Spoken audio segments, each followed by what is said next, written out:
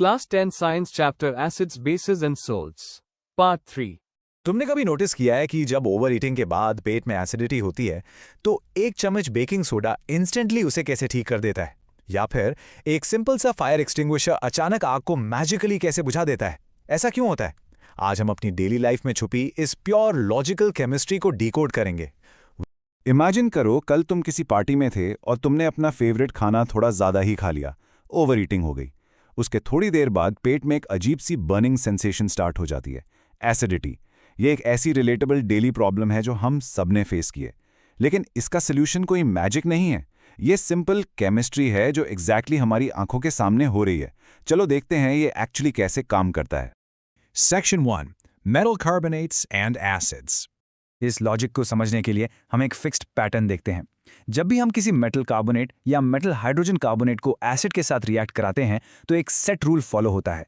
Step 1, हमारा reactant है metal carbonate. Step 2, हम उसमें एसिड ऐड करते हैं। तो लॉजिकली ये ब्रेकडाउन होकर एग्जैक्टली 3 चीजें क्रिएट करता है: सॉल्ट, वाटर और कार्बन डाइऑक्साइड गैस। ये रूल हमेशा फिक्स रहता है। यहाँ इन एग्जाम्पल्स को ध्यान से देखो।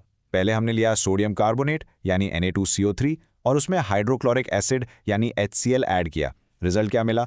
NaCl यानी हमारा ऑर्डिनरी सॉल्ट, H2O यानी वाटर और CO2 गैस। अब दूसरी तरफ अगर हम सोडियम बाइकार्बोनेट लेते हैं यानी NaHCO3 और सेम एसिड ऐड करते हैं, तब भी एग्जैक्टली सेम 3 प्रोडक्ट्स फॉर्म होते हैं: सॉल्ट, वाटर और कार्बन डाइऑक्साइड। दोनों केसेस में प्रोडक्ट्स बिल्कुल सेम हैं। अब यहाँ एक इंटरेस्टिंग चीज आती है। इस इक्वेशन का हमारे स्टमक एक वाली प्रॉब्लम से क्या कनेक्शन है? हमारे स्टमक में एसिडिटी का रीजन होता है एक्सेस एसिड, और ये जो सोडियम बाइकार्बोनेट हमने अभी देखा, जिसे हम बेकिंग सोडा भी कहते हैं, वो एक्चुअली एक बेस की तरह एक्ट करता है। तो जब हम बेकिंग सोडा खाते हैं वो हमारे स्टमक के एक्सेस एसिड के साथ रिएक्ट करता है और उसे परफेक्टली काउंटर कर देता है। Problem solved.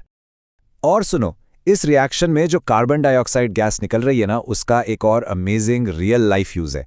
सोचो अगर कहीं आग लगी है, कंबशन को चलते रहने के लिए ऑक्सीजन चाहिए होती है।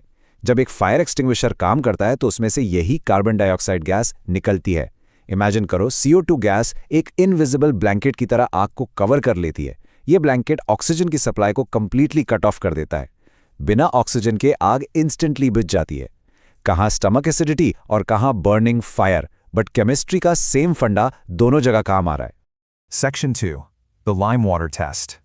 अब सवाल ये है कि हमें कैसे पता चलेगा कि जो इनविजिबल गैस प्रोड्यूस हुई वो एक्चुअली कार्बन डाइऑक्साइड ही है? साइंस के पास इसके लिए एक ब्रिलियंट विजुअल ऑब्जर्वेशन टूल है। जब हम इस CO2 गैस को लाइम वाटर के थ्रू पास करते हैं तो एक मैजिकल चेंज होता है। सोल्यूशन इंस्टेंटली एक मिल्की व्हाइट प्रेसिपिटेट बना लेता है, जिसे हम कैल्शियम कार्बोनेट कहते हैं। पर रुको, मैजिक यहां खत्म नहीं होता। अगर तुम एक्सेस CO2 लगातार पास करते रहोगे तो वो मिल्की अपीयरेंस धीरे धीरे गायब हो जाएगी। ये क्लियर और सॉल्युबल सॉल्यूशन बन जाएगा, क्योंकि अब वो कैल्शियम हाइड्रोजन कार्बोनेट में कन्वर्ट हो चुका है ना? बिल्कुल किसी मैजिक ट्रिक जैसा। और ये जो कैल्शियम कार्बोनेट हमने अभी देखा, तुम्हें पता है ये हमारी डेली लाइफ में कहाँ कहाँ एग्जिस्ट करता है? जो चौक हम क्लासरूम्स में यूज करते हैं, जो ब्यूटिफुली पॉलिश्ड मार्बल फ्लोर्स पर हम चलते हैं, और नेचर में मिलने वाला limestone.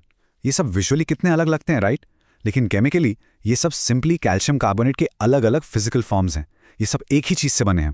Section 3, Neutralization, Acids and Bases. क्या होगा जब केमिस्ट्री के दो एब्सोल्यूट पावर हाउसेज, एक पावरफुल एसिड और एक पावरफुल बेस, आमने सामने आएंगे? इस डायरेक्ट क्लैश को हम न्यूट्रलाइजेशन रिएक्शन कहते हैं। इसकी डेफिनेशन बहुत सिंपल है। जब एक एसिड और एक बेस आपस में रिएक्ट करते हैं तो वो एक दूसरे की पावर को कैंसल आउट कर देते हैं, और उनका एंड प्रोडक्ट होता है एक हार्मलेस सॉल्ट और वाटर। ये केमिस्ट्री का अल्टीमेट बैलेंसिंग एक्ट है। चलो इसको एक रियल एग्जांपल से विजुअलाइज करते हैं। सोचो हमारे पास एक स्ट्रॉन्ग बेस है, जैसे सोडियम हाइड्रोक्साइड NOH, और हमने उसमें एक स्ट्रॉन्ग एसिड ऐड किया, जैसे हाइड्रोक्लोरिक एसिड HCl। जब ये दोनों पावर हाउसेज मिलते हैं तो कोई एक्सप्लोजन नहीं होता, बल्कि ये क्लियरली बैलेंस आउट होकर सिंपल टेबल सॉल्ट यानी NaCl और पानी बनाते हैं।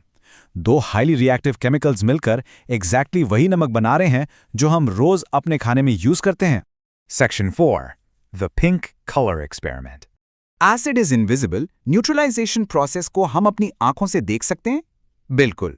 चलो एक खूबसूरत लैबोरेटरी ट्रिप इमेजिन करते हैं। सोचो तुम्हारे पास एक बीकर में थोड़ा सा NaOH बेस है। हम इसमें पेनॉफ्थलीन इंडिकेटर की कुछ ड्रॉप्स ऐड करते हैं। बूम!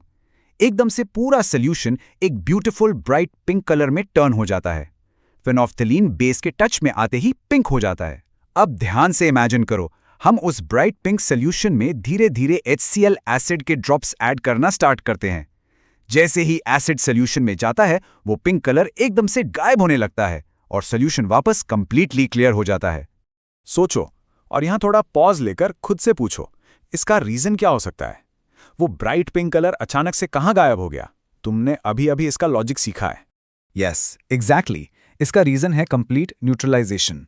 जो HCl एसिड हमने ड्रॉप बाय ड्रॉप ऐड किया, उसने बीकर के अंदर बैठे NaOH बेस की पूरी आइडेंटिटी को इफेक्टिवली कैंसल आउट कर दिया।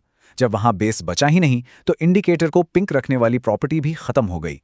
एसिड ने बेस को न्यूट्रलाइज करके कंप्लीटली हरा दिया। अब तुम्हें डेफिनेटली लग रहा होगा कि साइंस कितनी लॉजिकल है।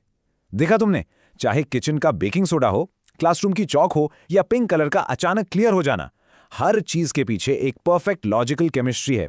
Keep observing the world around you, क्योंकि असली साइंस वही हिडन है।